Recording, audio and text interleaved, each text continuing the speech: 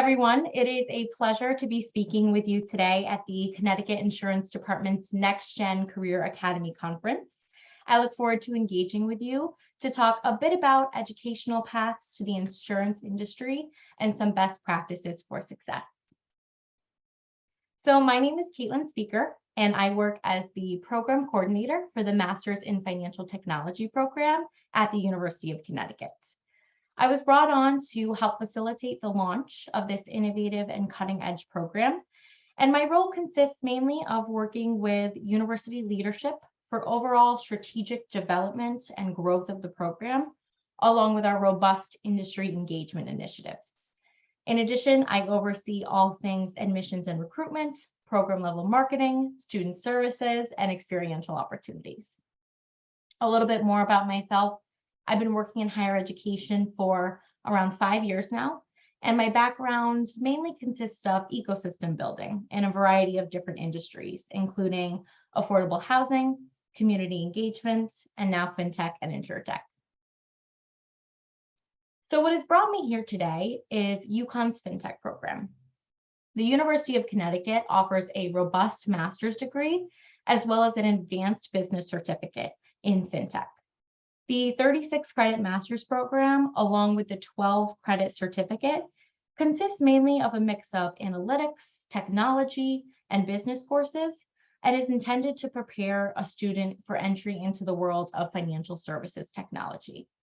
So UConn, as one of the economic engines of the state, has launched this program as a result of remaining in constant communication with industry to seek out demand for talent and how to make students as competitive as possible when entering into the workforce.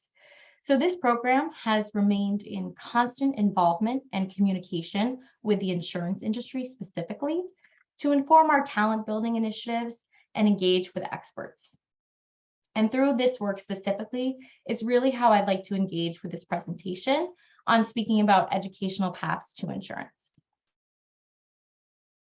So there are many ways in which you can get started in your professional journey, and you'll hear a lot of information from experts in their fields during this event that will really help you navigate making the transition from a student into a working professional. And as you've most likely gathered, the scope of the insurance industry goes far beyond the typical roles you'd imagine, and that means there is a lot of opportunity for a variety of interests and skill sets. But that also means there might be it's more challenging to know where to begin, right? So today I'd like to discuss ways in which a student or young professional can leverage their skills, talent, and interests to break into this industry. So leveraging both my personal and professional experiences, navigating this process myself, and working closely with the insurance industry is really how I'd like to start. So the first step when looking into any career path is to really understand the ecosystem. In this case, what does the insurance industry look like today compared to just 5 years ago, 20 years ago? What shifts are taking place that are important to consider, and how do trends play a role in what your experience can look like? The next is, what is a company looking for in terms of talent in order to be successful and respond to these trends? And what specifically are they doing to attract and retain this talent? Looking at a company's engagement priorities is a really good way to learn more about their priorities for hiring and for long-term success. And then once you're working in the field, may that be an internship or you're just starting off in your career, obtain as many experiential learning opportunities as possible. Learn from your colleagues, obtain new skills, and apply that learning that you did in the classroom into practical applications as much as possible. Also consider professional development and continued education. So in this fast-paced industry like insurance and insurtech, this is a great way to keep up with the trends in a way that is thoughtful, calculated, and measurable, right? And then lastly, through all of these practices, speak to who's in the room with you. Network with those around you and leverage the knowledge and connections that come with those conversations. So to jump right into it, in order to get started and how to understand and navigate the insurance landscape, it's important to understand the ecosystem that is developing at a rapid pace and what that means for insurance companies across the board. So the continued incorporation of technology into all of these industries on this slide, and what that means, right? So in part, events like this conference are a great place to start. They allow you to get on board and get a broad overview of opportunities and educate yourself further on the direction of this ecosystem and what talent is in high demand. So at UConn specifically, we are looking at InsurTech as part of this larger ecosystem that, in addition to traditional finance applications, can include insurance technology, regulatory technology, medical technology, and even prop tech, right? That real estate technology. So what is important here is learning how to understand and obtain a knowledge base that can be applied to a multitude of disciplines. The main takeaway from this is that digital acceleration is well underway in the insurance industry and in all of these industries. And there's a high demand and expectation to adopt technologies that allow for a quality customer experience without sacrificing things like security or efficiency. So through my work and what we've seen is a large gap in industry talent in this space. A competitive candidate to an employer in the fintech and insurtech sectors is an individual that has the ability to understand and speak both business and technology languages. So no matter what background a student is coming from, whether that be a quantitative background, business, legal, social science, engineering, it's really important to adopt an entrepreneurial mindset and be prepared and willing to understand these rapidly evolving trends.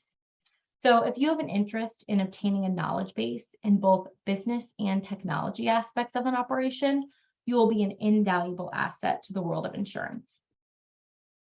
An individual, we like to say, and we hear this all the time, who can not only code, but knows how to apply that code to address challenges, reduce friction, and increase productivity and transparency, that's what the industry is looking for. So understanding these gaps in industry talent will be critical to demonstrating your ability to contribute effectively to the ecosystem. So now we know a little bit more about what companies are looking for in terms of talent in order to be successful and respond to these trends. But the next question is, as an individual starting to look for work in the insurance field, what specifically are companies doing to attract and retain this talent? So looking at a company's engagement in this way is a good way to learn more about their priorities, especially for hiring. So we know that having an entrepreneurial mindset is very strategic in this business. Entrepreneurship encompasses drive and innovation that affects positive change. So how are companies encouraging this and fostering this type of thinking? How are they working to create an environment that encourages and challenges employees really to the type of thinking and provide a safe and supportive environment for ideas to grow? I really stress this because the insurance industry has one of the most tenured workforces. Individuals that begin their career in insurance tend to remain working there for decades. But most people may not have started out in the role they're in today, or even the role that they wanted. They've had a journey of growth within their own company or industry as a whole that has allowed them to acquire various skill sets and achieve their goals. So as the next generation of students looking to really get started in this industry, it's important to pay close attention and ask those questions to potential employers at the outset. For example, you can ask, when starting out in a specific position, what is the potential for either lateral or upward movement in your organization? So a question like that will give you a better understanding of the wide variety of opportunities within this sector and how you can navigate your growth for your own potential for years to come. So once you're working in the field, whether that be an internship or you're just starting off in your career, obtain as many experiential learning opportunities as possible. Learn from your colleagues, try to obtain those skills into practical applications. So in my experience working for UConn at the Graduate Business School and admissions specifically for fintech, I see firsthand the variety of students that are looking to obtain a knowledge base in this discipline. So whether they're an undergraduate looking to obtain an advanced degree while they're getting into the workforce, or they've been working in industry for 5 to 15 years and are looking to leverage up and remain competitive in the marketplace. So professional development doesn't stop, right? It can take on many forms, such as a master's degree or workshops, data challenges, pitch events, speaker series, right? So this is a great way to learn more about the trends and work being done from both the local and international insurance ecosystems. So I would really strongly recommend to consider professional development and continued education. In a fast-paced industry like insurance, this is a great way to keep up with the trends in a way that's thoughtful, calculated, and measurable. Also, it's a great way to network and build meaningful conversations from any connections that you make. And lastly, through my work, I interact and converse with many finance and insurance companies. And I reached out to some specifically for this event, some of our partners, and I asked them a very pointed question. What top skills are you looking for in industry talent? Quite frankly, what do you need? I wanted to share some of these top responses. So the first one, and we hear this very often, is that many insurance companies are facing retirement for many of their technology staff members. So the challenge is that many of these companies, they run old technology platforms that the younger generations are just not trained on. So the industry needs people who are adaptable and can work between the older and current technologies. And they need people who can quickly learn the complexities of the insurance industry to effectively support the business. Also, they need people who are skilled in data and analytics and cloud native technologies who can really help lead the migrations of on-premises legacy applications into the cloud. And this quote was too good not to share, talking about fintech as plumbing in your house, how it's working behind the scenes, all these moving parts, and being able to understand all these moving parts is going to be key for success from a hiring standpoint. Right. So back to that point on the importance of understanding the complexities of the industry and how to navigate it appropriately. And of course, some of this is, being able to learn on the job, right? And being able to demonstrate during the hiring process that you're a quick learn and a quick study, and you're going to be able to navigate this accordingly. And the way to, do that is through all of the best practices that were mentioned.